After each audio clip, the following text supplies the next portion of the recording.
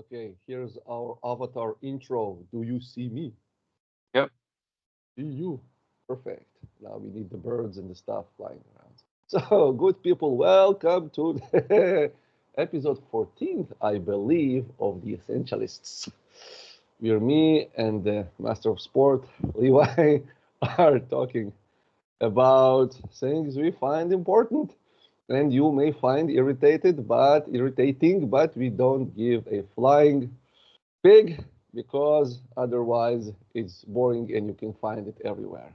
So we've stopped last episode on children, and it is a very important topic because unfortunately children are not like I don't want to be a old bastard that is complaining that kids these days are not that kids and when we were young and blah blah blah, but still what I see, at least from my perspective as a parent, like in Israel, and I'm sure that is like it's all over the world. It's global. It's not local here.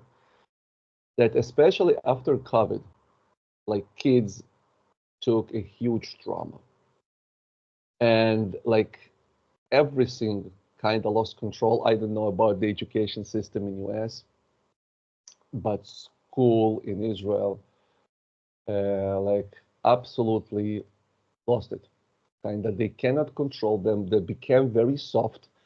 Children here learned in the very young age, which is to me is absolutely stupid, um, to some extent stupid, about the rights, like I will call it police, like and that you cannot touch me, and these sort of things. So it's basically like giving, like MKs to a bunch of monkeys.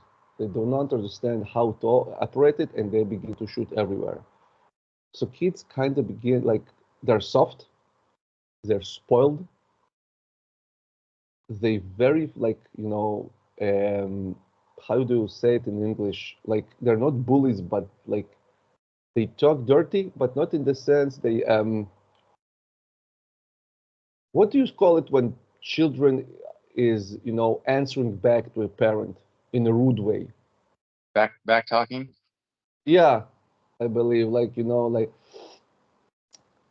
and it's like this power and they absolutely like weak spoiled and parents are like powerless, like you're afraid to hit like to hit a child basically the education wise, and kids are getting lost because they're becoming an adult and they have no way to confront life, like something happened here. And on the other hand, like I see, and I'm about to shut up. I I promise. What I see, like when I take my kids to some sport lessons, and again, I'm talking from only my perspective here in Israel. Uh, like if you're trying to really coach a kid, and the kid begins to bitch, like it's so hard. I have blisters. Like parents, coming and saying, like, oh, why do you do it? Like my kid is something, like special, and we are coming and we paying money. So can you be like kind? And you find yourself in the position often that you cannot, like you can, but you can't even say your kids like, listen, your kid is like a gooey piece of shit, is weak, is spoiled, is misbehaved, is mistaught, is eating shit because your parents are not functioning, because you are weak and misbehaved, and like you cannot control and deal with your kid. So, like, what do you want for me? Like, to be a babysitter for an hour? Okay. Or you really want me, like, to try and coach your kid? Okay. Like these, like coaches, at least what we see in movies. And now it becomes the thing that parents trying to pull their kids, and this is the complete opposite, almost pulling them by hair, trying like you're going to do what I do, and kids going to the gym, doing completely shit with their like I see it with parents, and you see kids hating it, and they doing it because the father said so, but eventually understand the kid will absolutely drop it when he is going to be like when he's going to be an adult and is absolutely going to hate it because it's like with math, like you mess with school, you had a bad teacher, you will hate this for the rest of your life and you will never touch it. And this is the starting point for our conversation because Shay is a gem in that sense, and she was working like she grew up with you, she lifted with you, she took places, and she outlifted you. And this is actually our goal as parents, that our kids will outlift and outrun us, which is great. Like this is the best accomplishment. If our kids are outdoing us, like you can really sit with this, like cigarette and scotch and saying like, hell, I did my job, you know. And she seems not hating it. And this is what like this was the most important thing, like she did it because there was something either beyond like I'm your father, I told you so, you're going to lift kettlebells. All right. So please, the mic is yours. Let's talk about kids and everything and like how to pull them in and beyond. Well, I thank you. Yes, she is wonderful.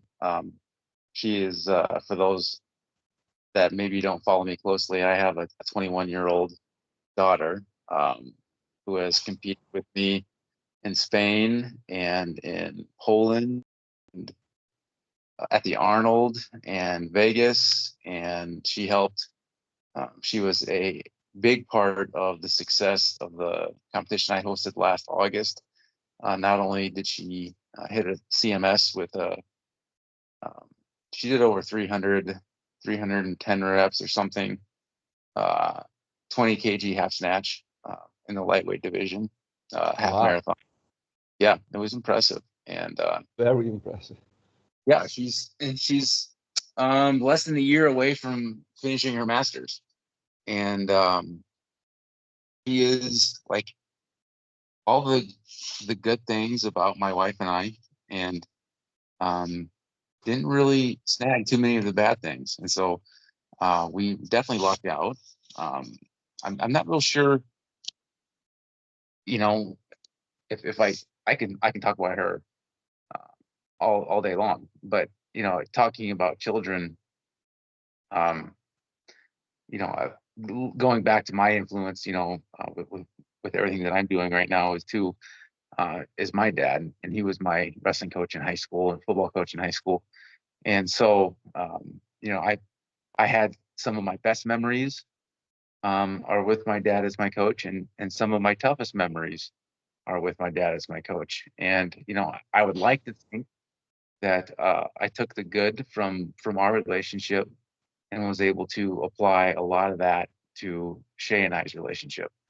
And so, yeah, there really wasn't, you know, and she may disagree a little bit, but there really wasn't me forcing her to do really anything.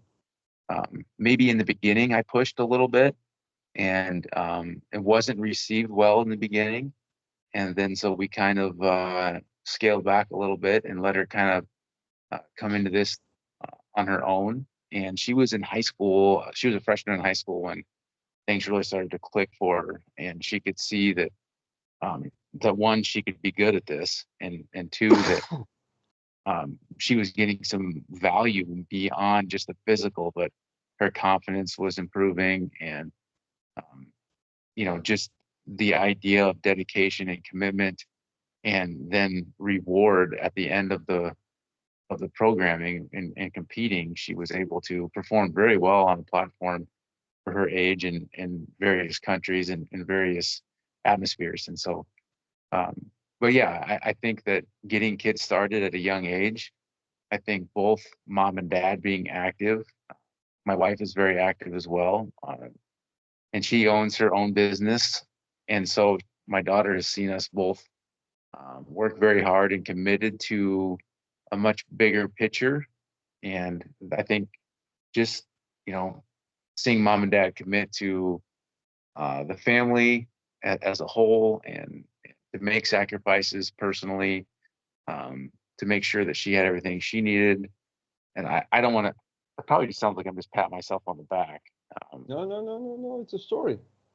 it's not And my, disregard my camera because it's malfunctioned a little bit. So we'll it's a, continue our conversation regardless whether I'm on or off camera. but yeah, it was one of those things where I feel very fortunate to have the daughter that I have, and why the Lord chose to bless me the way that He has, I'm not sure, but I am not complaining. So, As um, long as that he knows, you can rest assured. yes, yes, but I do. I also, I work with kids all day, every day. I've got a wide range of kids, anywhere from right now, because college is in session. Well, colleges are just getting out for the summer, but so I'll have college kids this summer, athletes. But right now I've got middle schoolers and high schoolers in the gym every day, Monday through Friday, and Mhm. um, I'm fortunate enough that my business, um, more of a goal driven, or kids from a nuclear family. Both mom and dad are invested in their kids' development, and so I get very goal oriented and driven individuals that come to my gym. So I don't have to do a lot of discipline, or, for lack of a better term, of babysitting. Um, I don't have like the high, or the masses of individuals like you might see at a youth complex. I get a very small sample of that, of kids, and so my perspective is a little bit different. It's probably a little bit less. Um, I have fewer problem children to deal with. I have kids that are disciplined at home, and so in that regard, it makes for an easier training environment, a more consistent training environment, where we're working on actual developing skills, um, movement patterns, versus and developing strength, versus discipline, or just trying to get kids to focus on the task that we're trying to accomplish. And well, first of all, correct me if I'm wrong, but it seems that in US, sport and athleticism plays a very huge, almost mandatory part of the college system, of the educational system. Like if you are stuck in school, you cannot be like basically you cannot have a future as an athlete if you're stuck in school. Like at least again, like this is something I know from movies. But tell me Yeah, how. So it's more serious in US. Like this approach is very like it's taken for real.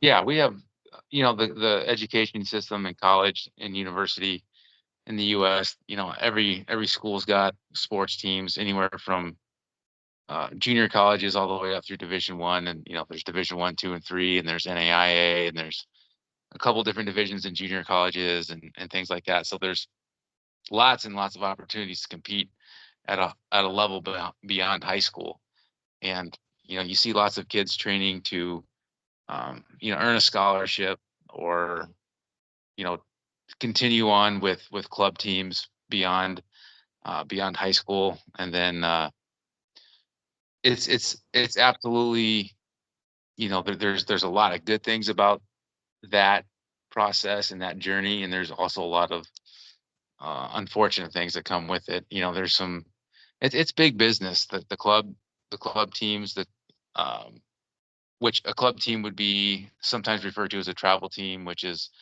not a part of the school systems. It's in addition to, or an outside. It's big business, here in the States, and both in, like, at least in my area, basketball and volleyball but you see soccer, and you see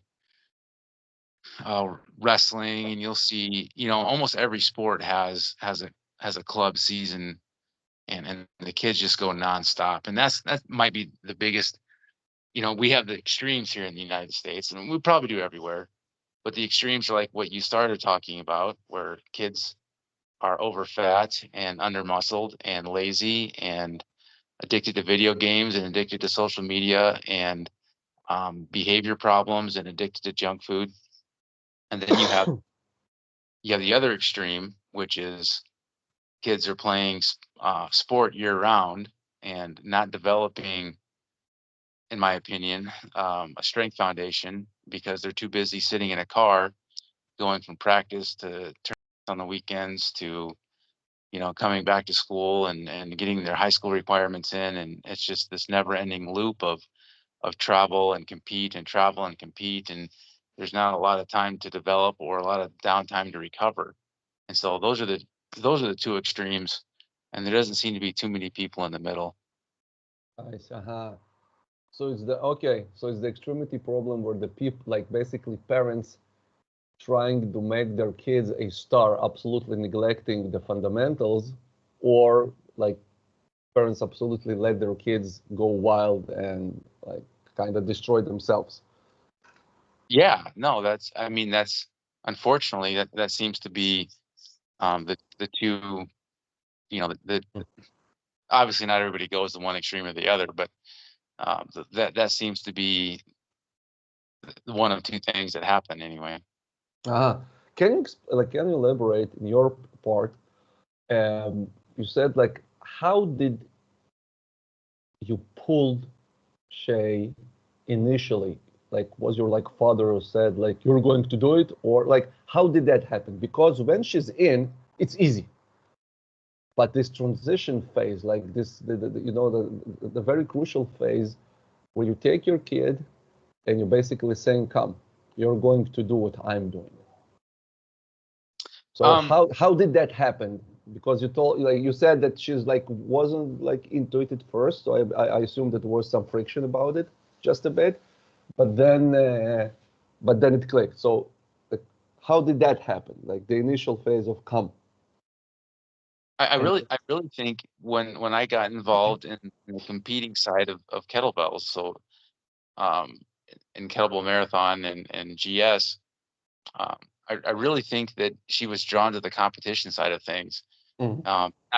not just exercising to work out, but exercising for a prize, so to speak. And I really think that was kind of the catalyst because up until we would deadlift with a bar and we would do kettlebell swings and we would run and work on sprint mechanics and she could do all that stuff. She was good at all the basics. It wasn't ever like I had to be a hard coach. She learned and picked up on stuff relatively quickly. But it just wasn't something that she gravitated towards until the idea. Well, and again, she was older, so more she was maturing. But I think the idea of just you know having a something to work towards, where she could, there's a timeline. She likes deadlines. She likes to finish ahead of what deadlines are. She likes to work ahead in all of her classworks, all of her courseworks, even in her master's program. She works ahead in everything that she does. She's always she was a full-time student and was working nearly full-time hours and still training 3 days a week in her dorm room during her undergrad. And it was she just has to keep moving. And I think that's just what drew her to the fitness side of things was the ability to perform and compete. And she doesn't do it like for she certainly doesn't do it for social media points because she hardly ever posts anything. And she's never one to like seek validation from other people. She's pretty well grounded and she knows who she is and she knows that she's got a lot to offer, and so she doesn't need to perform for anybody. And she didn't get that from me because I'm a lot of times um, embarrassing, the amount of attention I need. So um, yeah, I'm grateful that she didn't get that from me. But um, yeah, she's pretty well grounded for her age. When I look at like a lot of her similar aged people that are online. But yeah, that to answer the question, I think it was competition. Wow. So, you know, like the misfortune of dark screen on my part, but I wish people could see my face. Basically, what you've told now is kids need purpose. Yep. And again, we're talking about, you know, like fitness activities that like kettlebell sport and athletes, like, you know, let's leave kettlebell sport aside for a second. Because like actually kettlebell sport beyond, you know, beside powerlifting, like kettlebell sport is the other strength development activity that I think exists. You have the Olympic weightlifting, but it's an absolute sport. You need to become an athlete. Like this is a serious game. All the other stuff are sports, like running, you know, like whatever, like basketball, like it's sport, baseball, whatever. But in like general fitness, like I believe there are these two, and we're done because bodybuilding is like it's a sport of its own, but it's a peculiar sport, and maybe it deserves like its own conversation. So what you said that basically what draws Shay and draws many people, like, and I see it on my kids, is the competition because they have a purpose. It's not just lifting for lifting's sake because it's kind of like you can lift in garage and I can eat on the couch and basically this is the same thing. This is how you know pacify yourself and this is me. So like screw you. Okay, we're not that different because you're purposeful, like purposefulness doing stuff. But when there is a goal, when there is a purpose, like a very clear target and deadlines, and this is the same psychology as games, because kids love games because games have purpose. All right. And this is what keeps them in. And when games, no, wow, this is a very interesting because when I think about it now, when like the moment that games, and I see my 6 year old now, you know, like I am fortunate enough to see three kids grow. Um, uh, when I see like little kids, the moment the game becomes competition, they go out. They like something within themselves, like subconsciously, there is a switch that says stop. Like the game has a purpose, okay, but when the game becomes over competitive, when somebody takes the game too seriously, kids are pulled back and like they don't want to play anymore. And this is an amazing insight because I now reflecting on like on my kids, like I never pushed my kids anywhere. Like I don't believe uh, that you have to make your kids, you know, do stuff. uh, they see me, and this is like the example, and I know that my example is the most important thing because it will stick with them and it will, like, you know, it will bloom like a bamboo when it blooms. But the only thing like I have done with my kids, I said, you know, like pick a, you know, like a class, like pick a after school program, like is it wrestling, is it basketball, whatever. And the deal is that you are like you must finish it. So, like, basically, it's not about the sport that they do. It's about the character they develop. If you've started something, you're going to attain every lessons. You're going to finish the year, and then you're free to decide and you're free to choose if you like it, if it's you're prone to it or you're not prone to it. And and I have you know friends that are like making their kids do stuff, and like I don't know, I don't believe it because when you're forcing a kid, it kind of develops this he hates it, and eventually when they burn out as a young athlete, an athlete that came nowhere, okay, but you know that you really gave your best, and it's like 9 practices, you kind of hate it when you're adult because like you don't want to do it anymore, okay, something within you burned this over identification. uh, like was there, and this is a question for you, and then I want to address it for a second for the viewers and in this part listeners. um, was there, were there ever a moment on your behalf, Levi, that you wanted to manifest yourself through your daughter, because this is the mistake like almost all parents, at least initially, fall in. Like, you're going to be something that I failed to be when I was younger, and I'm going to save this mistake, and I'm going to, like, have you do it. And then basically we are trying to relive our lives through our kids, which is the greatest sin, like one of the greatest sins I see. Boy, to be completely honest, I don't think um I don't think I have. Only and let me because I work with kids, Mm. and because I see it all the time, parents living through their kids, um and because it's a part of my business and through observation, I think it's something that I've learned to try to be aware of and not to project onto Shay. Um, I think that I can I can feel that maybe that my dad did that a little bit with me. Um, maybe trying to but trying to encourage.